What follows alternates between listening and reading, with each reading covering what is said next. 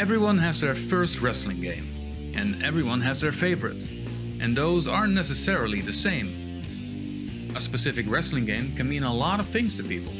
It might introduce them to the spectacle that is sports entertainment. They might want to relive moments in history by themselves, persuade people to buy a specific console for it, or it provided a perfect distraction in a situation when they needed it the most.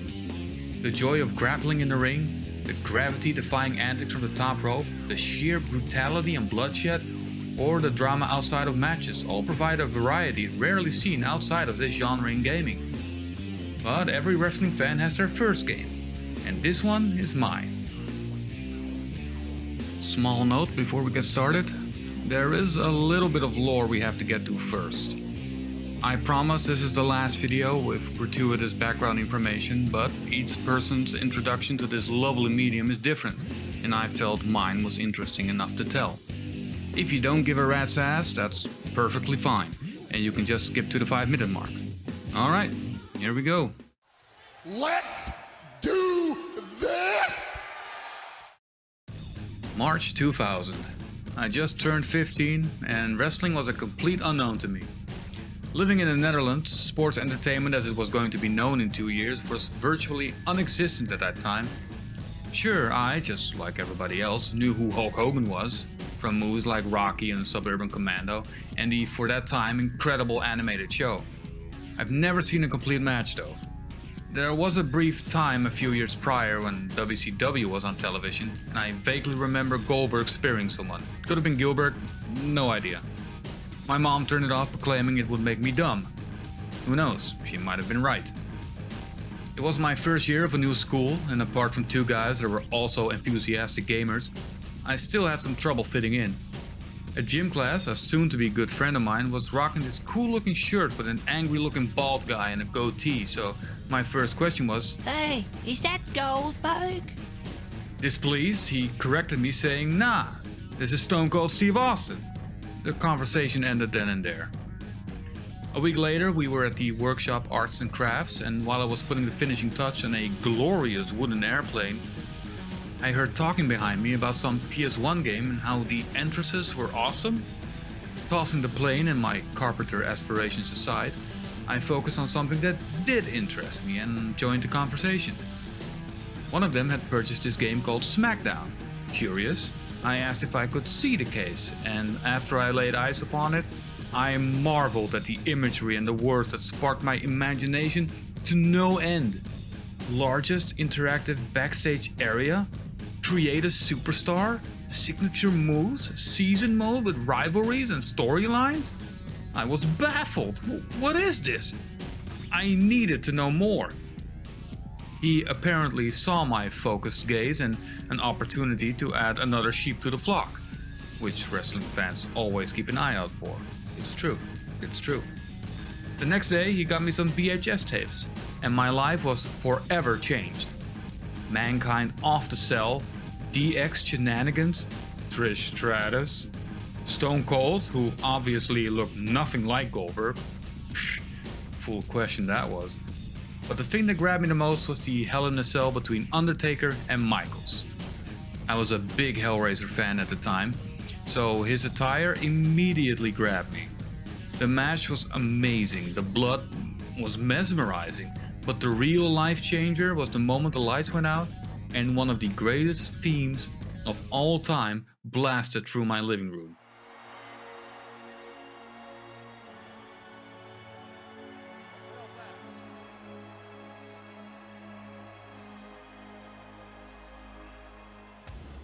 Oh my God, wait a minute, it's Paul Bear! That's gotta be Kane! That's gotta be Kane! The ominous red lights, the Titantron, and then the reveal. Dear Lord, what am I seeing? I just witnessed the epitome of awesomeness. The destruction that followed is still burned onto my retina, and the story between the 2 brothers went on to become one if not the greatest story told in all of wrestling. And then I went to school, walked to the kid with a copy of Smackdown, and demanded he let me borrow it. He wanted to play Final Fantasy VIII, which I just happened to have bought a few weeks prior. The next day, The exchange was made. Checked the discs for scratches, and the excruciating wait for the school day to end began.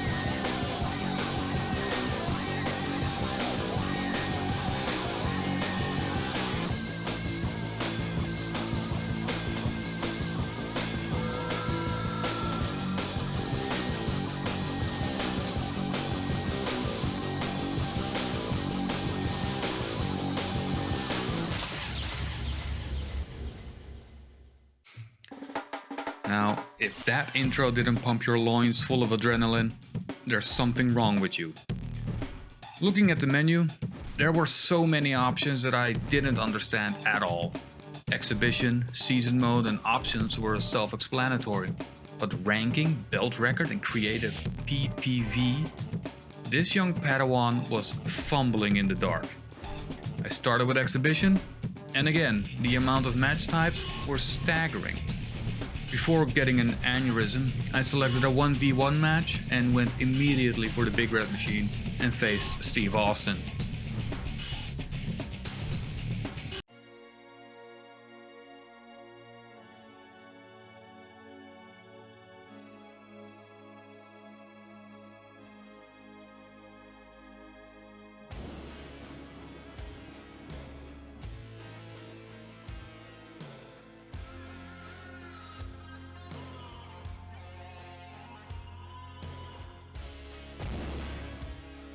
The intros were amazing, the graphics mind-blowing, and after hearing Stone Cold's theme, I knew his was a close second to Kane's #1 theme.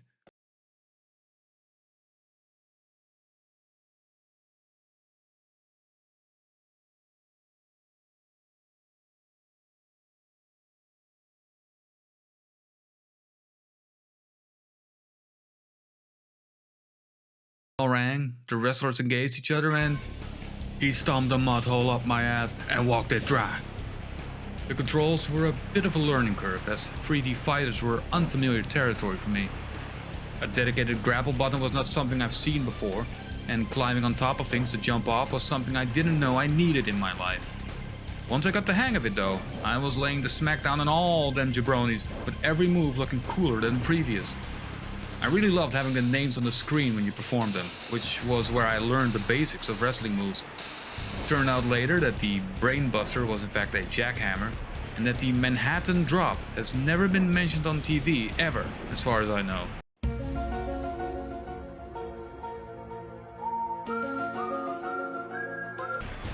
The game was very fast-paced too, with very little downtime. It was very arcadey, and was a perfect introduction for those unfamiliar with wrestling, like myself. While some are self-explanatory, a lot of them were shrouded in mystery to me. You have the classic standard 1v1 and the 2v2 tag matches. Tag matches were intense too, and even though you could play both tag partners, I really just like watching your teammate race some hell. I think that's where my love for CPU versus CPU matches originated. There's a handicap match if you want to test your testicular fortitude. Good luck with that. Steel cage is there if you want to relive the St. Valentine's Day Massacre Austin vs. McMahon classic. For those who want to cut things right down the middle, there's the fan favorite special referee match. Shirt included. The Royal Rumble was a mystery to me, but Oh my God. this was amazing. I loved the concept, and apart from the loading time between each entrant, I adored the execution. Took me a while to win, but I truly felt like I deserved that title shot. I knew the I Quit match from that VHS I borrowed, the now controversial Mankind vs. Rock slobber knocker. Regrettably, or thankfully, there were no handcuffs, but the basic premise remained the same. Beat the holy hell out of your opponent, grab the mic, and make the opponent say I quit. Now, the hardcore match is one I didn't know, and I thought it was a match invented by Hardcore Holly. Bear with me here, I was green as hell with this. It was the stuff dreams were made of. So many weapons, so much carnage. What a trip. Speaking of trips, the Anywhere Fall was the same match, but pins could happen anywhere. Which is where Backstage comes in, and oh boy, are they a completely different ballgame. Duking it out in the kitchen, hallway, boiler room, the parking lot. It was a freedom I've never experienced in a fighting game before. Traveling to different areas was revolutionary as well in a fighting game. The amount of weapons available was staggering and both cool and hilarious at the same time. Having a shopping cart or a mannequin head as a weapon was everything as crazy as I wanted it to be. Playing this with friends was an absolute blast. And still is. To this day! 10 out of 10. Would recommend. I felt it was time to try my hand at creating my own superstar. Even though it seems limited now, it was overwhelming for me at that time. I later learned the Aki games on the N64 had way more customization that dwarfed the PS1 game, but for that moment it was all I could handle. I spent hours mixing and matching the parts, and the end result was obviously hot garbage juice. But way back then, my edgelord douche canoe of a teenage self was rather pleased with it. I'm still amazed they had transforming hands in there. Never seen it since in a wrestling game. Bring it back! Customizing the moveset was an experience of its own, since I had no idea what any of the names meant, so I stuck to the cool sounding ones. After applying the Kane theme, what else, I dove straight into season mode. You could start with a pre-season mode to up your stats and focus on a certain style, be that average, powerful, speedy, technical, or roughneck. You have a match card where you face off against different opponents, and afterwards you could spend the points you earned on upgrading your specific style to add more moves or upgrade defense or attack damage. There were a few cutscenes in there as well, but mostly just conversations in hallways. I thoroughly enjoyed it, learning all the wrestlers' styles and finishers as the weeks went on. Eventually it ended, and after spending all my remaining points and finalizing my moveset, it was time to enter the actual season mode. It wasn't a big change compared to the pre-season mode, but enough additions to keep me hooked for a while. Of course, there are still the match cards. There were more cutscenes, mostly promos that resulted in a match between the wrestlers featured within. Segments where you bond with people to establish an alliance to have run-ins or tag matches. A few backstage scenes where you see two individuals discussing something. I still don't know what the New Age Outlaws were talking about. There was a larger variety of matches offered in this mode. I was introduced to the aforementioned Royal Rumble match that took me a while to win. I won the King of the Ring after facing my favorite in the finals. 10 out of 10 storytelling, at least for that time. I won the World Heavyweight Championship eventually. Now, there were no victory animations in that first installment, which is a big minus now, but way back then I didn't know, nor did I care. All in all, I had the time of my life back then. A week later, the guy wanted his game back, and already brought Final Fantasy VIII with him. Somewhat disappointed that my wrestling adventure was about to come to an end, I took the game and checked the discs. In a bizarre turn of events, the discs were used as coasters for 2 decades in the time span of a single week. I have never before seen this damage inflicted upon a single disc, let alone 4 in my entire life. I'm surprised he got that far in a single week, to be honest. Unsure if the game would actually run, I told him I'd check the game first before he got it back. Booting up the game was impossible, not a single disc would run the game. And even if you got past the intro, loading the game would prove to be a pipe dream. Seeing as phones weren't standard issue at the time, and not everyone had access to a PC with ICQ or MSN Messenger, I had to inform him personally the next day. He was pissed, but so was I, and hearing he had to buy me a new game before he got his back didn't sit well with him. But I stood my ground, and he knew he messed up, even though he'd never admit it. The blatant disrespect still pisses me off, by the way. How dare you damage someone's CD like that? This turned out to be probably the biggest turning point in my life. If I had returned the game, I would have looked back at it with fond memories, and that would probably be just that. Instead, I went home, booted up the game, and played it every day for 1.5 years straight. I was obsessed with it. I had over 10 years in Season 1 until I lent it to a friend of mine that didn't have a memory card. Let him borrow that one as well, and he decided to overwrite it without asking. Not bitter at all. Now I know what you're thinking. Why not buy the second game? Well, it wasn't available in any of the stores I bought my games, so I just skipped it. I still haven't played Know Your Role to this day, so maybe that'll be a future video someday. This game has meant so much to me for so many reasons. It is the sole reason for my obsession with this very particular form of entertainment. It made me connect with a lot of people at every subsequent school who became good friends to this day, more than 22 years later. One day I lent it to a friend of mine, who had his own memory card by the way, lesson learned, and confident as I was, I had a 1v1 match with him. He submitted me in 3 seconds, which to this day is the fastest loss I've ever had. He whooped my ass in subsequent matches too, and learned from that moment that playing on easy was not helping me improve my skills. It was quite the humbling experience. Wrestling games lately have become more niche, despite the medium becoming more known through memes and wrestlers taking over Hollywood. I have a lot of problems with the last 8 years of games, but that's another video for another time. If you want to know my gripes with the latest installment, I have a video for that on my channel, but be warned, it's a long one, and a very salty one at that. For now, I just wanted to share my love for this game that, despite not being the best in the series, still holds the biggest place in my heart. And, this term is used wrong more often than not, but not in this case, Smackdown 1 has literally changed my life. It got me hooked on the medium, got me to subscribe to the WWE Network eventually, and made me buy almost every wrestling game that there is.